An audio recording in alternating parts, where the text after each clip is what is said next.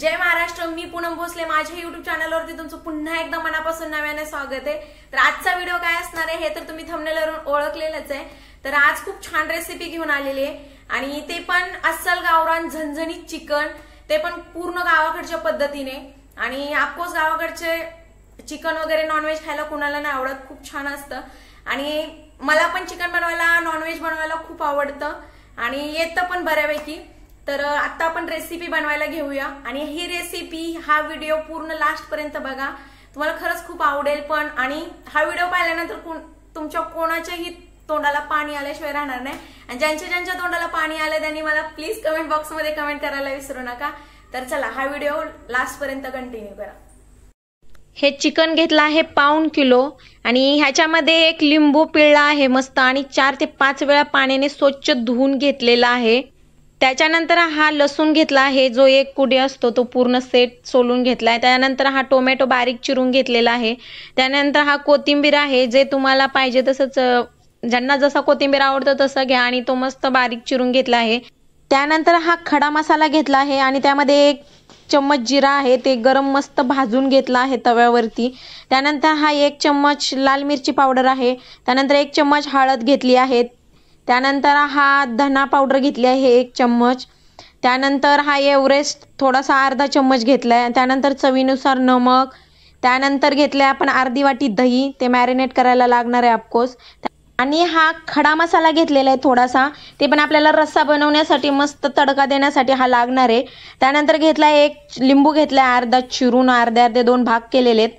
त्यानंतर हे खोबरं घेतलेलं आहे थोडंसं, ते पण मस्त भाजून घेतलेले। त्यानंतर हे तीळ घेतले अर्धा वाटी, ते पण भाजून घेतले मस्त। त्यानंतर 1 कांदा घेतलाय, तो पण मस्त चिरून घेतलाय आणि लाल होईपर्यंत भाजून घेतलाय। आणि हे सगळं वाटण करून घेणार आहे मी, तुम्ही पुढे बघचालच। आणि त्यानंतर हे मॅरिनेट करायला कोणतं मटेरियल लागतंय हे बघूया। आणि त्यानंतर हे जे खडा मसाला आहे तो मी आता बारीक करून घेणार आहे, तो पण आता मला मॅरिनेट करण्यासाठी लागणार आहे। आणि हा जो मगाशी मी बोलली होती, जे गरम करून खडा मसाला घेतलाय, तो मस्त आता बारीक करून घेतलाय। आणि हा बारीक केल्यानंतर एवढा छान असा घमघमीत वास येतोय ना, तरी तुम्ही एकदा ट्राय करून बघा जर चिकन बनवत असाल तर। त्यानंतर घेतलंय हे तीळ, जे भाजलेले होते ते मस्त बारीक करून घेतलेले, त्यामुळे रस्सा खूप छान होतो तिळामुळे। त्यानंतर हे खोबरं, लसूण आणि कोथिंबीर टाकून मस्त बारीक करून घेतले।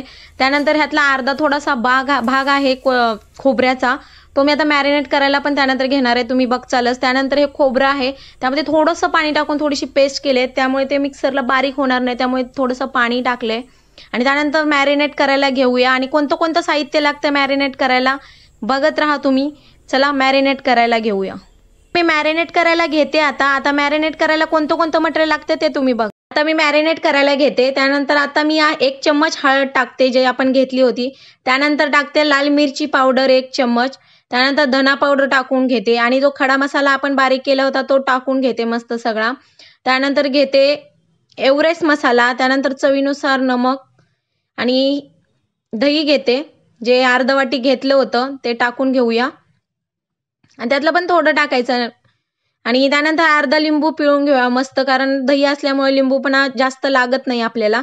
आता मी जे बोलली होती की खोबरं, लसूण आणि कोथिंबीर बारीक केलं होतं, त्यामधला थोडासा भाग मी मॅरिनेट करायला घेते, त्यामुळे खूप छान चिकनला असं खोबरं लागतं।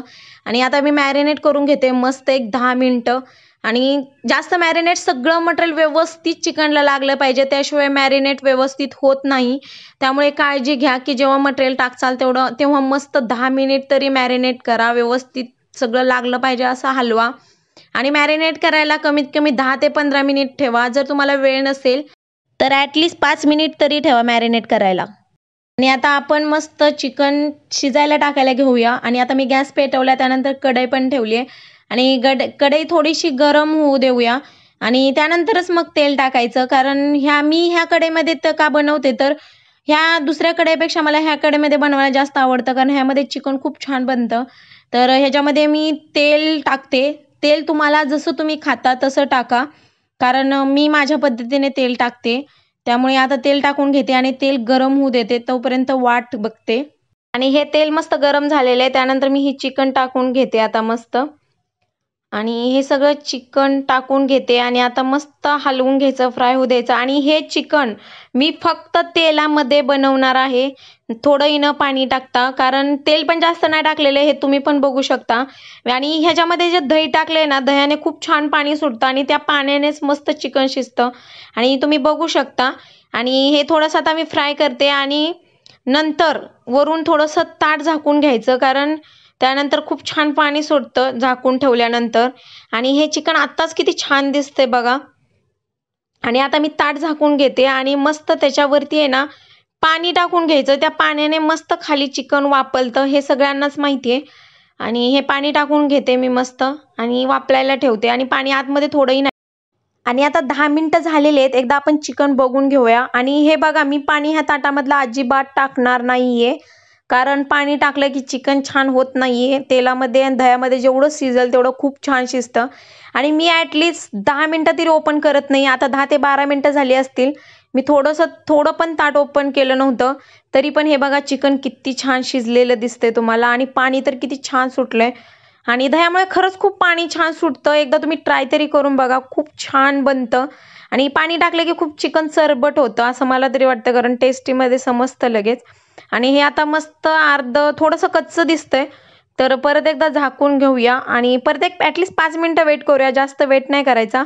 आणि मी ह्याच्यामध्ये पाणी थोडंही टाकणार नाही, तुम्ही बघू शकता.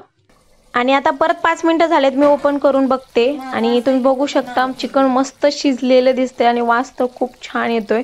आणि आता मी थोडंसं हलवून घेते आणि ॲक्च्युली आपलं चिकन झालेलं आहे. आता आपण रस्सा कसा बनवायचा हे बघूया आणि मी हे चिकन कसं त्या रस्स्यामध्ये ॲड करते हे पण तुम्ही बघा.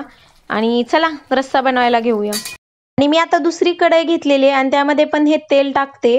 आणि तेल ह्याच्यामध्ये गरम पण लगेच होतं, तुम्ही बघू शकता. लोखंडाच्या कढईपेक्षा ह्या कढईमध्ये तेल लवकर गरम होतं. आणि त्यानंतर आता मी तेजपत्ता वगैरे खडा मसाला टाकलेला आहे, जे तुम्हाला पहिला दाखवलं होतं. आणि आता खडा मसाला तापलेला आहे. त्यानंतर मी हे खोबरं, लसूण आणि कोथिंबीर बारीक केलेलं त्यामध्ये टाकते.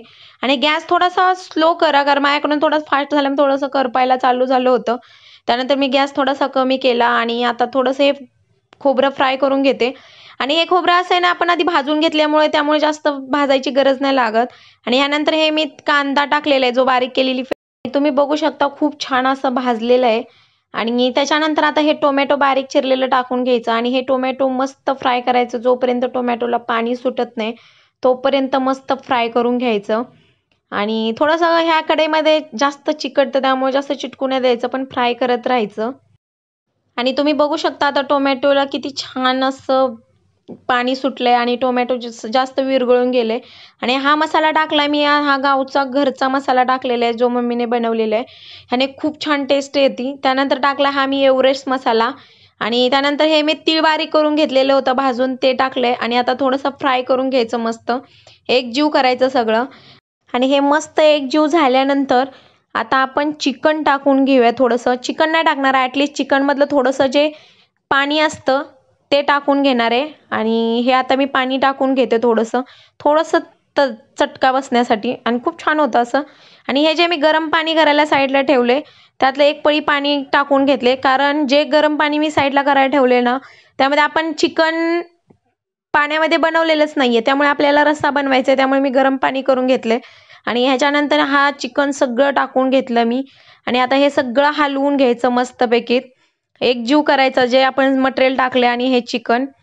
आणि त्याच्यानंतर आता पाणी ॲड करायचं आहे आपल्याला, आणि हे पाणी ॲड करून घेते मी. आणि आता हे तुम्ही बघू शकता की थोडंसं घट्ट वाटतंय. आणि हे आता मला थोडंसं पाणी ॲड करायचं आहे, त्यामुळे मी ही साईडला जी कढई होती, जी पहिली चिकन फ्राय केलं होतं, त्याच्यामध्येच हे पाणी गरम करायला ठेवले. आणि पाणी गरम झालं की मी ह्यामध्ये परत टाकेन आणि थोडासा पातळ रस्सा बनवेन. आणि हे आता शिजते, थोडंसं पाणी पण गरम होते. आणि हे पाणी गरम झालेलं आहे, आता मी त्यामध्ये टाकून घेते. आणि आणि मला जसा पाहिजे होता तोच रस्सा तसा बनवलाय. जेवढा थिकनेस पाहिजे होती रस्स्याची तेवढीच भारी बनले. आणि आता चिकन पाणी पण मिक्स झाले, मला जसा पाहिजे तसा रस्सा पण बनलाय. आता मी थोडीशी उकळी फुटायला ठेवते, त्यामुळे खूप छान होईल. आणि उकळी येऊ देते. चला आता वेट करूया.